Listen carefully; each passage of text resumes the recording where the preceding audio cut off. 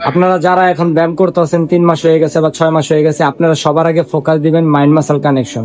আর আপনাদের মাইন্ড গুলো যখন অ্যাক্টিভ হয়ে যাবে মাসলের সাথে, মাসল যে টাইমে ব্রেক হতে থাকবে আর আপনি আপনার মাসল গুলারে একেবারে প্রপারলি ব্রেক করতে পারবেন, তখন আপনারা প্রোটিনটা নিলে অনেক কাজে দিবে। প্রোটিন বলতে যে হোয়াইট প্রোটিন নিতে হবে তেমন কিছু না, আপনারা ডিম, মুরগি, তারপরে মাছও খাইতে পারেন, সমস্যা নেই। আর যার কাছে বাজেট অনেক বেশি, অনেক টাকা আছে, সে আপনারা প্রোটিনও নিতে পারেন।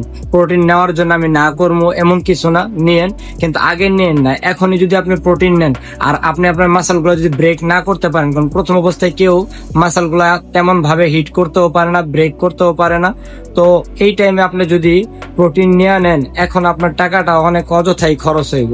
এখন আপনি ডিম বা মুরগি বা মাছ এইসব খাইয়াও আপনার জিম গুলো আপনি কমপ্লিট করতে পারবেন। আপাতত প্রথম 6 মাস বা 7 মাস মাইন্ডের সাথে মাসল কানেকশন ভালো করেন, দেখেন কিরকম ভাবে আপনি আপনার ভিতরে বডির প্রত্যেকটা পার্ট ভাঙতে পারতেছেন, এটাতে ফোকাস দেন। এটা যে টাইমে আপনি অ্যাচিভ করতে পারবেন, তখন আপনি প্রোটিন খাইলেও অনেক কাজে দিব। যে টাইমে প্রথম 6 মাসে আপনারা মাইন্ড মাসল কানেকশন অ্যাচিভ করবেন, তারপরে খাবারে ফোকাস দিবেন, কোনটা খাইলে ভালো কোনটা খাইলে ভালো না এই জায়গায়। আর তার টাকাটা ম্যানেজ করবেন, যেটা আপনারা বাইরে খরচ করেন, চা খায়া, ঠান্ডা খায়া, মজু খায়া, আড্ডা দিয়া, পার্টি দিয়া, সেই জায়গার থেকে টাকাটা ম্যানেজ করে আপনারা আপনাদের ভালো খাবারে ইনভেস্ট করবেন। আপনার বডিতে আপনি ইনভেস্ট করলে এটা কখনোই আপনার জন্য বিফলে বা অযথা যাইব না। আপনারা খারাপ খাবারে ইনভেস্ট না করে ভালো খাবার ইনভেস্ট করেন, ওইটা ভালো হইব। আর দেন আপনারা ঘুমানোর চেষ্টা করবেন। এখন কি হয় যে আপনারা ব্যায়াম করেন ঠিকই, খাবারও খান, কিন্তু রাতে পাবজি খেলেন, ফ্রি ফায়ার খেলেন, তো ফ্রি ফায়ার খেলা ঘুমাইতে ঘুমাইতে রাতের 2টা 3টা 4টা বাজে, কেউ কেউ ভোরবেলা ঘুমায়, তো ওই টাইমে বডিটা তেমন গ্রো হয় না। আর আপনারা যদি আগেই ঘুমায় যান, দেখা গেছে কেউ রাতে ওয়ার্কআউট করে, কেউ দিনে ওয়ার্কআউট করে, যারা মূলত রাতে ওয়ার্কআউট করে, ওয়ার্কআউট শেষে গোসল করে খাবারটা খায় ঘুমায় গেলেই বেস্ট। আর যারা দিনে ওয়ার্কআউট করে, তারা ওয়ার্কআউট করে, যে যদি কাজ করে কাজ করবো, আর যদি স্টাডি করে স্টাডি করবো, বেস্ট।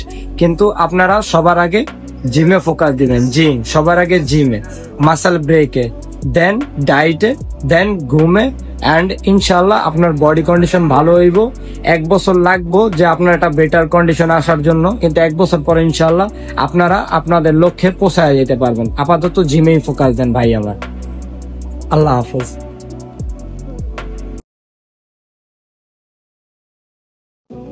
তো সবাই হয়তোবা আপনাদের যত কোয়েশ্চেন ছিল, যত ডাউট ছিল, সবকিছুই আশা করি উত্তর পেয়ে গেছেন। সবার আগে শুধু এটা মনে রাখবেন, আমার প্রত্যেক দিন জিমে যাইতে হইব, জিম করতে হইব। জিম করার সময় আমার মাইন্ড দিয়ে ভাবতে হইব আমি যে মাসলটাকে ট্রেন করতেছি তা কিভাবে ভাঙতাছে, কি পরিমাণ আমি ভাঙতে পারতাছি, এইটাই। দেন আপনি ডায়েটে ফোকাস দিবেন। অনেক বেশি যদি খাবার কারো কাছে নাও থাকে, অল্প কিছু খায়া ঘুমাইবেন। আপাতত ঘুমাইবেন 3 মাস 6 মাস যে কয়েকদিন আছেন, আপনারা খায়া ঘুমাইবেন। আর ঘুমটা ম্যাক্সিমাম 8 ঘন্টা কমপ্লিট করার চেষ্টা করবেন। 8 ঘন্টা ঘুমাইলে আপনার বডিও যেমন রিকভার হইব, তেমন আপনার স্কিনও অনেক গ্লো করব, প্লাস আপনার মাইন্ডটাও অনেক ফ্রেশ থাকবো। নেক্সট ডেতে আপনি বেটার একটা বডি নিয়ে, বেটার একটা কন্ডিশনের সাথে যায় আবারও সুন্দরভাবে বডি পার্টগুলো আপনি ভাঙতে পারবেন। আর ওই টাইমে যেটা আপনি অ্যাচিভ করবেন, 1 বছর পর ওটার রেজাল্ট আপনারা পাইবেন। প্রথম অবস্থায় কি হয়, 3 মাস অনেকজন ওয়ার্কআউট করে রেজাল্ট না পাইলে জায়গা, 6 মাস ওয়ার্কআউট করে রেজাল্ট না পাইলে জায়গা। এটা লাইফ লং, লাইফ টাইম এটা করতে হয়, ঠিক আছে? মৃত্যুর আগ পর্যন্ত আপনি প্রত্যেক দিন আসবেন, মারবেন মারবেন মারবেন, ইনশাল্লাহ 1 বছর পরে আপনি আপনার রেজাল্ট পাইবেন। আর যখন 1 বছর আগের আপনার পিকচার বা ভিডিও আপনি দেখবেন, তখন দেখবেন ওই টাইমে আর এই টাইমে কত তফাৎ।